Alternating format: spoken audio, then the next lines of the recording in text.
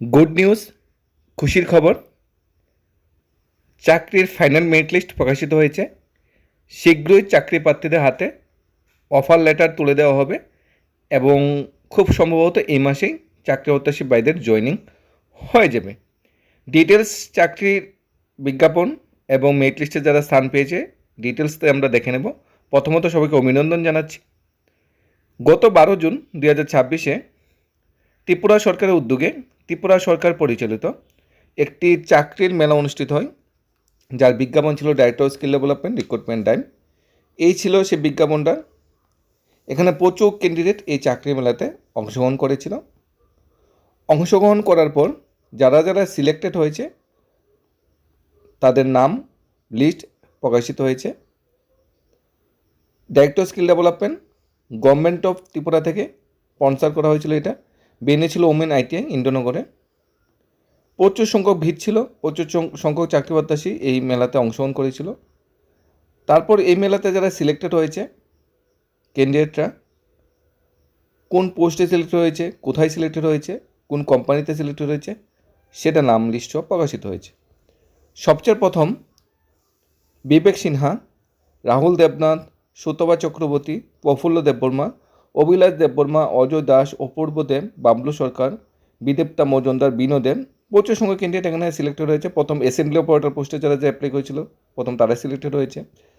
এরপর vision plus business সার্ভিসে যারা যারা সিসি পোস্টে অ্যাপ্লাই করেছিল তারা এখানে সিলেক্টেড হয়েছে, নাম প্রকাশিত হয়েছে। তারপর প্রগ্রেসিভ অটোমোবাইল প্রাইভেট লিমিটেডে যারা যারা ইন্টারভিউ দিয়েছিল প্রীতি রিয়াং, অঙ্কিত সাহা, জিৎ সূত্রধর, অনুরাগ লস্কর, দেবজিৎ চ্যাটার্জি, জয়দীপ দেবনাথ, যারা যারা সিলেক্টেড হয়েছে তাদের নাম লিস্ট প্রকাশিত হয়েছে। কেউ সেলসে সিলেক্টেড হয়েছে, কেউ ব্যাক অফিসে সিলেক্টেড হয়েছে। সার্ভিস ইঞ্জিনিয়ারে সিলেক্টেড হয়েছে অতনু রয় চক্রবর্তী, পিডাইটিনে সিলেক্ট হয়েছে শুভজিৎ দে, টিম লিডার সিলেক্ট হয়েছে Rajdeep Debnath, service engineer select হয়েছে অভিষেক বর্ধন। মানে বিভিন্ন পোস্টে যারা অ্যাপ্লাই করেছিল তারা এখানে সিলেক্টেড হয়েছে। তারপর মেসার্স তিরুপতি টেকনো প্লাস লিমিটেডে যারা যারা অ্যাপ্লাই করেছিল ইন্টারভিউ দিয়েছিল প্রোডাকশন ট্রেনি পোস্টে তাদের নাম লিস্ট প্রকাশিত হয়েছে। মেগা কনসুল এইচআর সলিউশন এ অ্যাপেন্ডিক্স ট্রেনি পোস্টে যারা যারা অ্যাপ্লাই করেছিল তাদের নাম প্রকাশিত হয়েছে। এখানে কোম্পানির মেইল আইডি এবং ফোন নাম্বারও কিন্তু পাশাপাশি দিয়ে দেওয়া হয়েছে। পিয়ালি দাস, দেবশ্রী দাস, তন্ময় গুপ্তা, অভিজ্ঞান দত্ত, প্রদীপ নত্য, যারা যারা সিলেক্ট হয়েছে তাদের লিস্ট এখানে প্রকাশিত হয়েছে। এখন অনেকের কাছে কোশ্চেন জাগতে পারে কবে মেলাটি হলো, আমরা খবর পাইনি, আমাদের দেওয়ার ইচ্ছা ছিল। যারা এই মেলাটি মিস করে গিয়েছো তাদের জন্য একটা গুড নিউজ আছে, আমরা বলছি। প্রিয়া ঘোষ, মান্না সরকার, যারা যারা সিলেক্টেড হয়েছে পুরো লিস্ট এখানে প্রকাশিত হয়েছে। তো গণপতি সোলার এজেন্সিতে টেকনিশিয়ান নিয়োগের বিজ্ঞাপন এসেছিল। সুবীর সূত্রধর, সাইলমফু মক সিলেক্ট হয়েছে, দুজনই মেল পার্সন। এখানে 12 তারিখ ইন্টারভিউ হয়েছিল। ত্রিপুরার যারা স্থায়ী বাসিন্দা তারা এই ইন্টারভিউতে অংশগ্রহণ করেছিল। বিভিন্ন অর্গানাইজেশন থেকে এসেছিল ম্যান পাওয়ার হায়ারিং করার জন্য, কর্মচারী নিয়োগের জন্য। সেই বিজ্ঞাপন মূলে প্রচুর সংখ্যক অ্যাপ্লাই করেছিল এবং ইন্টারভিউতে অংশগ্রহণ করেছিল। বিশাল সংখ্যক ভিড় ছিল ইন্টারভিউতে। এই যে ইন্টারভিউ যেদিন হয়েছিল ত্রিপুরার প্রচুর চাকরি প্রত্যাশী ভাইবোনরা সেখানে অংশগ্রহণ করেছিল এবং অর্গানাইজেশন এবং গভর্নমেন্ট যৌথ উদ্যোগে ইন্টারভিউ প্রক্রিয়া শেষ করার পরে ফাইনাল মেরিট লিস্ট এখানে প্রকাশিত করেছে। ফাইনাল মেরিট লিস্ট মানে চাকরি প্রত্যাশীদের নাম লিস্ট প্রকাশিত হয়েছে। এখানে যারা যারা সিলেক্টেড হয়েছে সবাইকে অফার দেওয়া হবে এবং জয়েনিংয়ের ব্যবস্থাপনা করা হবে। এখন কথা হলো যারা যারা সেদিন যেতে পারেনি, এই মেলাতে অংশগ্রহণ করতে পারেনি, তাদের কি লস হয়ে গিয়েছে? উত্তরটা বলবো না, লস হয়নি। তোমাদের কাছে আরেকটা অপরচুনিটি নিয়ে এসেছে, সেই অপরচুনিটিটা কি এটাও দেখে নেবো আমরা।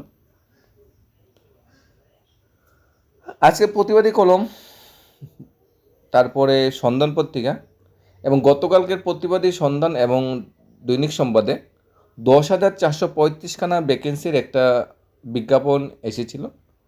পেপার দেখলেই তোমরা বুঝে যাবে।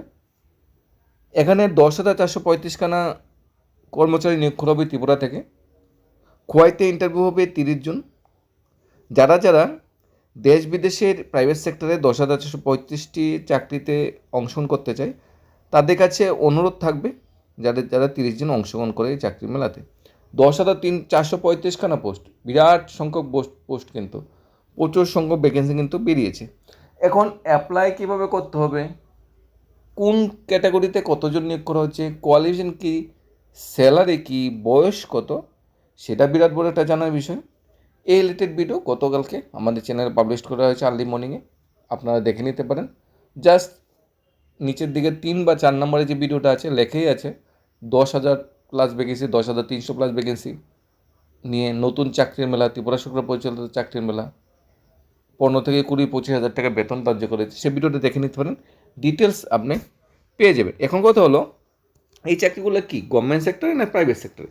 গভর্নমেন্ট কী করছে, স্পন্সর করছে, গভর্নমেন্ট সাহায্য করছে বিজ্ঞাপনের মাধ্যমে, যাতে কোম্পানিতে সবাই ইন্টারভিউ দেয়। এখন যখন নিয়োগটা দেবে, নিয়োগটা কিন্তু কোম্পানি বা অর্গানাইজেশন দেবে যে কোম্পানিতে সিলেক্টেড হয়েছে। আজকে মেরিট লিস্টে যারা যারা যেখানে সিলেক্টেড হয়েছে, তারপর সেখান থেকে থাকা খাওয়ার ব্যবস্থা, salary structure, increment, terms condition, joining, কী প্যাকেজে তোমাকে নেওয়া হবে সেটা তখন বলা হবে আফটার জয়েনিং। এখন যদি কোনো ডাউট বা কোনো ক্ল্যারিটি থাকে অবশ্যই জানাতে পারবে। 30 জনের ইন্টারভিউ রিলেটেড ভিডিওটা গতকালকে চ্যানেলে দেওয়া আছে, সেটা দেখে নিতে পারেন। আর যারা যারা এই লিস্টে স্থান পেয়েছে 150 জন, সবাইকে কংগ্রেস অভিনন্দন জানাচ্ছি। ট্যালেন্ট, প্রাইভেট সেক্টরে চাকরি পাওয়া মানে কি, একটা ট্যালেন্ট থাকতে হয়, একটা একাগ্রতা থাকতে হয়। সমস্ত ক্যান্ডিডেটের ট্যালেন্ট এই চাকরিটা অর্জনে তাদের সাহায্য করেছে। এবং চাকরির যে মেরিট লিস্টটা প্রকাশিত হয়েছে ডাইরেক্টর অফ স্কিল ডেভেলপমেন্টের যে ফেসবুক পেজ বা ইউটিউব চ্যানেল বা আমাদের অফিসিয়াল ওয়েবসাইটে এই মেরিট লিস্টটা প্রকাশিত হয়েছে। আপনারা ফেসবুক পেজের থেকে মেরিট লিস্টটা সরাসরি দেখে নিতে পারবেন। Director of skill development Tripura বললেই চলে আসবে, সেখানে সমস্ত কিছু ডিটেলস দেওয়া আছে। এবং সেখানে 30 জুনের যে ইন্টারভিউটা হবে খয়ে, সেই বিষয়ে ক্লিয়ারলি অনেক কিছু বলা আছে।